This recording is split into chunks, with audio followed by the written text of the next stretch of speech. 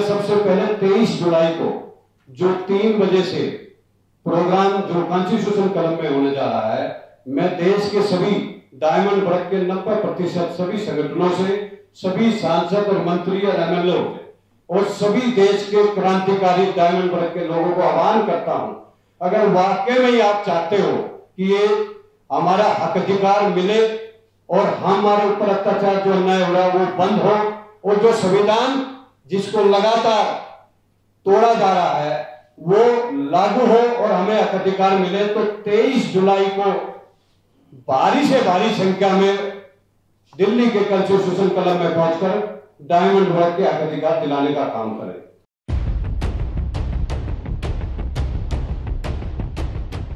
Supreme court में NEET का case है उस पर मैं बोलना ट्यूसडे को, और उस केस को डिसमिस किया जाएगा।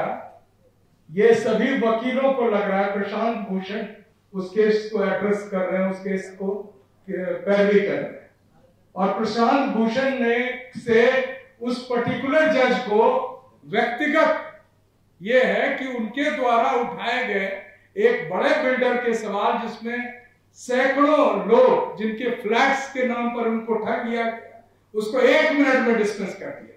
इसी तरह नीट पर जो संघर्ष चल रहा है जिसमें वो पकड़े गए हैं, उसको भी डिसमिस किया जाएगा, ऐसा कानून जानने वाले और जितने वकील हैं वहां का है। तो इस तरह का न्याय चल रहा है। मैं आग्रह करूंगा विजेंद्र जी जो यदुवंशी समाज से हैं वो अपनी बात रखें। धन्यवाद। जय हिंद, जय भारत। और सबसे पहले मैं बहुजन समाज जिसको SC, ST और OBC और माइनॉरिटी के रूप में जाना जाता है, वो एक शोषित और वंचित, कहने से शोषित और वंचित नहीं है, वो एक डायमंड वर्ग है। और डायमंड जो होता है ना, उसको तराशने की जरूरत नहीं पड़ती। डायमंड अपने आप में डायमंड होता है, और ये देश हमारा है और हम देश के मूल निवासी हैं। इस देश को हमने सींचा है, देश के विकास में, देश की सरकार बनाने में, देश के हर क्षेत्र में सबसे ज्यादा योगदान अगर किसी का रहा है तो वो डायमंड वर्ग के SC, ST और OBC और माइनॉरिटी के लोगों का रहा है। देखिए, आज की प्रेस वार्ता में सबसे पहले मैं प्रेस के सभी साथियों का हार्दिक स्वागत करता हूं, और बहुजन समाज डायमंड वर्ग के हक और अधिकार वाजिब दिलाने के लिए और अत्याचार अन्याय बंद कराने के लिए और संविधान को लागू कराने के लिए आने वाली 23 जुलाई को दिल्ली के कॉन्स्टिट्यूशन क्लब में जो वी द पीपल, पैगाम, भीम जय मिशन, संविधान बचाओ संघर्ष समिति और तमाम देश के लगभग इतिहास में पहली बार वी द पीपल के नेतृत्व में लगातार 6 साल से बिना रजिस्ट्रेशन के, बिना किसी पदाधिकारी के लगातार डायमंड वर्ग के हक अधिकार की लड़ाई देश के 200 से ज्यादा डायमंड वर्ग के संगठनों को लेकर रामलीला मैदान हो, कॉन्स्टिट्यूशन क्लब हो, रोड पर हो, जन जागरण अभियान के माध्यम से हो, कश्मीर से कन्याकुमारी, अटक से कटक, दक्षिण से पृथ्वी तक, उत्तर से दक्षिण तक बहुजन समाज के हक अधिकार की लड़ाई को लड़ने का काम कर रहा, सबको साथ लेकर। तो मैं सबसे पहले 23 जुलाई को जो 3 बजे से प्रोग्राम जो कॉन्स्टिट्यूशन क्लब में होने जा रहा है, मैं देश के सभी डायमंड वर्ग के 90% सभी संगठनों से, सभी सांसद और मंत्री और एमएलए और सभी देश के क्रांतिकारी डायमंड वर्ग के लोगों को आह्वान करता हूं, अगर वाकई में ही आप चाहते हो कि ये हमारा हक अधिकार मिले और हमारे ऊपर अत्याचार जो अन्याय हो रहा है वो बंद हो, और जो संविधान जिसको लगातार तोड़ा जा रहा है वो लागू हो और हमें हक अधिकार मिले, तो 23 जुलाई को भारी से भारी संख्या में दिल्ली के कॉन्स्टिट्यूशन क्लब में पहुंचकर डायमंड वर्ग के हक अधिकार दिलाने का काम करें। इसके साथ साथियों, 23 के बाद 30 जुलाई को फिर इन्हीं सभी संगठनों को लेकर और इन सभी मुद्दों को लेकर फिर से कॉन्स्टिट्यूशन क्लब में एक प्रोग्राम का, सेमिनार का आयोजन किया जा रहा। उसमें भी मैं देश के सभी सांसदों से, मंत्रियों से, बहुजन समाज के, डायमंड वर्ग के सभी 90% क्रांतिकारी लोगों से आह्वान करता हूं कि दोनों सेमिनार में भारी से भारी संख्या में पहुंच के इसको सफल बनाए, ताकि आने वाले 22 जुलाई से जो बजट सत्र 2 अगस्त तक चलेगा, उसके अंदर आपके हक अधिकार की लड़ाई को लड़ा जाए, आपके मुद्दों को उठाया जाए और उनको जल्द से जल्द लागू किया जाए। तो 22 तारीख से तो पार्लियामेंट शुरू हो रहा है, ये इशू को पार्लियामेंट में भी उठाना पड़ेगा। बिल्कुल उठेगा। जो 23 जुलाई को और 30 जुलाई को जो हमारा प्रोग्राम है उसमें डायमंड वर्ग के SC ST OBC और माइनॉरिटी के जितने भी सांसद आएंगे उनको इसीलिए बुलाया जा रहा है कि लगातार जो हमारे मुद्दों की बात है, अब आपको हमने अपनी वोट की ताकत से जिताकर भेजा है, अब इसको इस संसद के सत्र में उठाकर कामयाब करने का काम करें। क्योंकि मैं प्रेस के साथियों को बताना चाहता हूं, देखिए इतिहास में 76 साल आजादी के बाद पहली बार एक ऐसा चुनाव लोकसभा का हुआ है।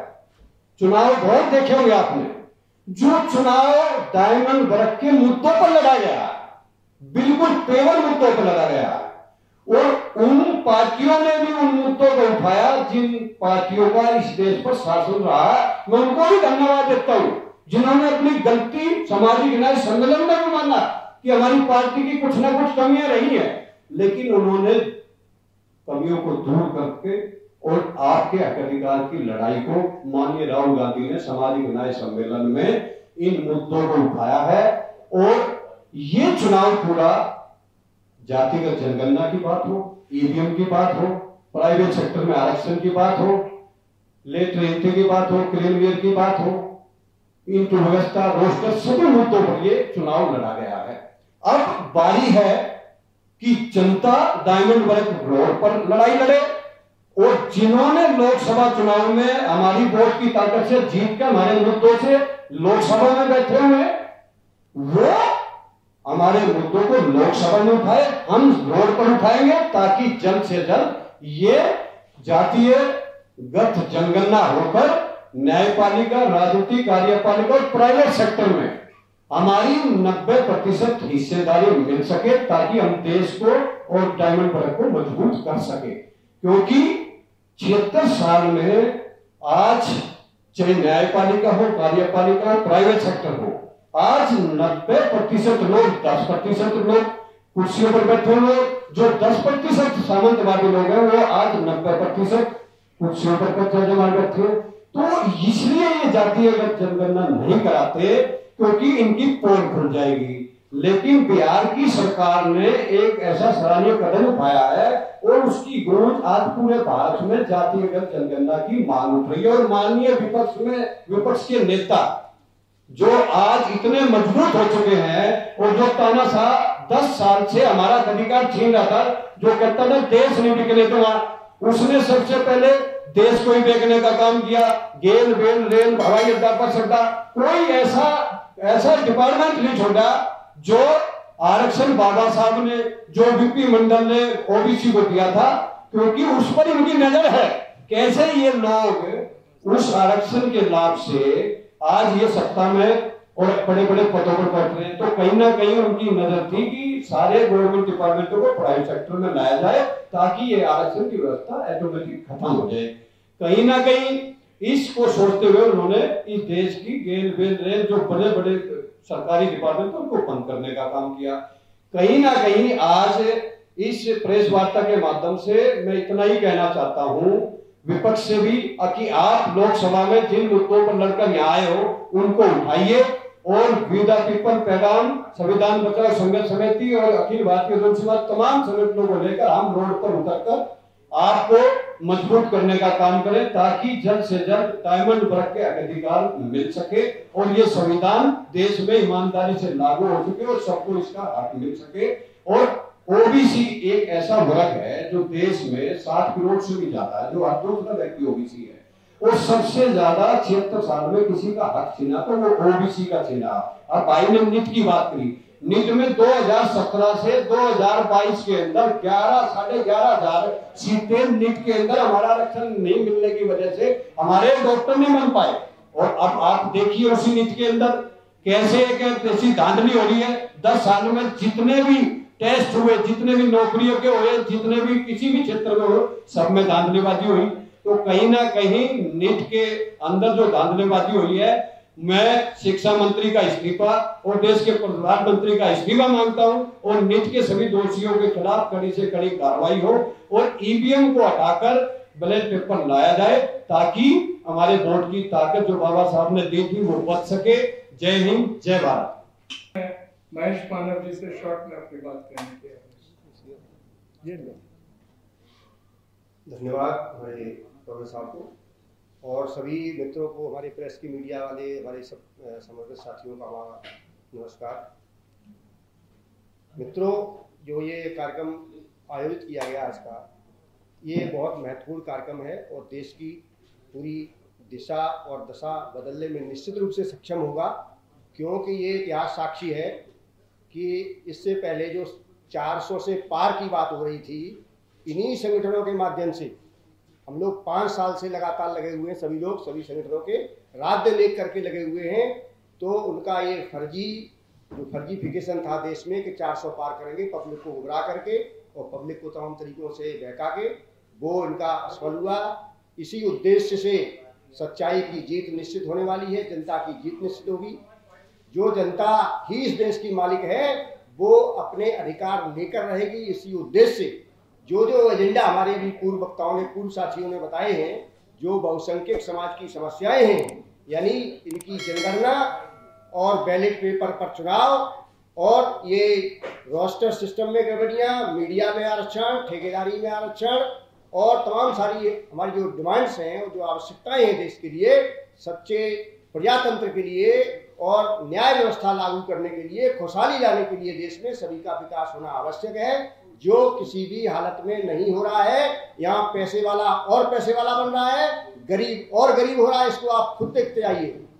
इतिहास साक्षी है कि जो उद्योगपति और जो बड़े व्यापारी कितनी पूंजी से चालू किया था और आज उनके पास कितनी पूंजी है, और जो छोटे मोटे रोजगार, छोटे मोटे जो गांव में छोटे मोटे अपने बहुसंख्यक समाज के रोजगार चला रहे थे, छोटा मोटा शहरों में भी चला रहे थे, 100-250 करोड़ का, उनके तो फेल हो रहे हैं। और जो हजारों लाखों करोड़ का बिजनेस कर रहे थे वो पास हो रहे हैं, और वो सबके धंधे रोजगार बंद भी कर रहे हैं। देश में कितनी बेरोजगारी पैदा हो गई है सभी को पता है। लोग भूखों मर रहे हैं, आत्महत्याएं कर रहे हैं, बेरोजगार लोग आत्महत्याएं कर रहे हैं, किसान लोग आत्महत्याएं कर रहे हैं। कितने लोग जो विस्थापित मजदूर हुए कोरोना के पीरियड में, करोड़ों लोग मर गए, इसका कोई रिकॉर्ड नहीं है। रोज इलाज के बिना करोड़ों लोग मर रहे हैं, इसका कोई कहीं किसी के पास सरकार ने आज तक 75 साल में कोई स्टेटमेंट नहीं दिया है, न किसी ने क्वेश्चन पूछा है कि बिना इलाज के, मतलब बीमारी के लिए पैसा न होने के कारण देश में कितने लोग अब तक मरे हैं। कभी भी 75 साल में किसी भी अपोजिशन वाले ने भी क्वेश्चन इस बात को पूछा है। तो इस तरह से ये जो होने जा रहा है कार्यक्रम हमारा 23 जुलाई को और 30 जुलाई को कॉन्स्टिट्यूशन क्लब में, ये एक बहुत बड़ा अभियान है और पूरे देश में इसकी बात जाएगी और जा रही है पूरी तरह से। और निश्चित रूप से देश खुशहाल होगा। किसी की ताकत नहीं, किसी की औकात है ही नहीं कि गुमराह कर पाए। हमारे लोग जो अपने में कमियां हैं, जैसे अभी डायमंड की बात आ रही है, अभी डायमंड नहीं है। डायमंड होता तो भीख नहीं मांग रहे होते, चमक नहीं हो, अभी तो उसमें जो कोयले में दबा हुआ हीरा है। तो हमारे लोगों में जो कमियां हैं, और बिना कमी के कोई कारण नहीं होता। हर जगह ही बोलता हूं, अगर देश की ये दुर्दशा है, 85% की ये दुर्दशा है, 90% की बहुसंख्यक की दुर्दशा है, तो केवल हम दोषी हैं। इसमें सच्चाई है, इस बात को हम जोर दे रहे हैं। हमने भी अपने यूट्यूब बनाया, इसी तरह से सबको जो हमारे लोग गड़बड़ियां कर रहे हैं वो भी गड़बड़ियां करना बंद कर दें। क्योंकि जो बात तो कहते हैं कि हम न्याय करेंगे, और जो जैसे उत्तर प्रदेश में ले लीजिए, जो सुप्रीम कोर्ट ने शेड्यूल कास्ट के रिजर्वेशन के लिए जो कहा था कि इनका प्रमोशन में रिजर्वेशन नहीं मिलना चाहिए, तो उत्तर प्रदेश के ही माननीय अखिलेश ने ये पहला इंडिया में धारा था कि उन्होंने डिमोशन किया था। तो ये दोनों बातें नहीं चलेंगी, किसी भी कीमत नहीं चलेंगी, न चलने नहीं देंगे हम लोग। मालिक जनता है, जो भी गड़बड़ करे उसे ठीक करेंगे और नई ताकत तैयार करनी पड़ेगी। जो बदनाम नेता नहीं है देश के अंदर, ईमानदार है, सच्चे, जिन्होंने कुर्बानी दी है, अब वो आगे आएंगे। जो गड़बड़ करने वाले हैं वो अपने आप एक्सपोज होंगे और वो सफल नहीं होंगे। देश की जनता जाग रही है। इसी उद्देश्य से हम लोग ये कार्यक्रम देश भर में चला रहे हैं, और एक संस्था नहीं चला रही है। जो सच्चे और अच्छे लोग हैं, समर्पित लोग हैं, वो पहचाने जा रहे हैं, और नकली लोग अपने आप पब्लिक बाहर कर देगी। इसलिए पूरा हमारा निवेदन सभी साथियों से, ये सभी जागरूक हो जाइए। सभी लोग, जितने लोगों ने मेहनत की है देश के अंदर समर्पित भाव से, चाहे मीडिया वाले हो, चाहे हमारे समाज सेवी सच्चे लोग हो, उनको पहले जागृत होना है। जो 1-2 लाख रुपए सैलरी ले रहे हैं, वो तो इंटरटेनमेंट, मनोरंजन करने आते हैं, भूल जाइए आप। वो बरसाती मेढकों की तरह कभी कभी निकल के अपना काम करने आते हैं। जो लोग रात दिन 24 घंटे समर्पित होकर लगे हुए, सबको छोड़ के अपना कुर्बानी करके, अब उनका जो है समर्पण जो काम में आ रहा है समाज के लिए, और वो लोग पहचान रहे लोगों को और वो निश्चित रूप से आगे बढ़ रहे हैं। तो जरूरत इनको है, जो कमजोर वर्ग के लोग हैं, इनमें भी बहुसंख्यक में भी जो कमजोर वर्ग के लोग हैं, उनको यूनाइटेड होना पड़ेगा।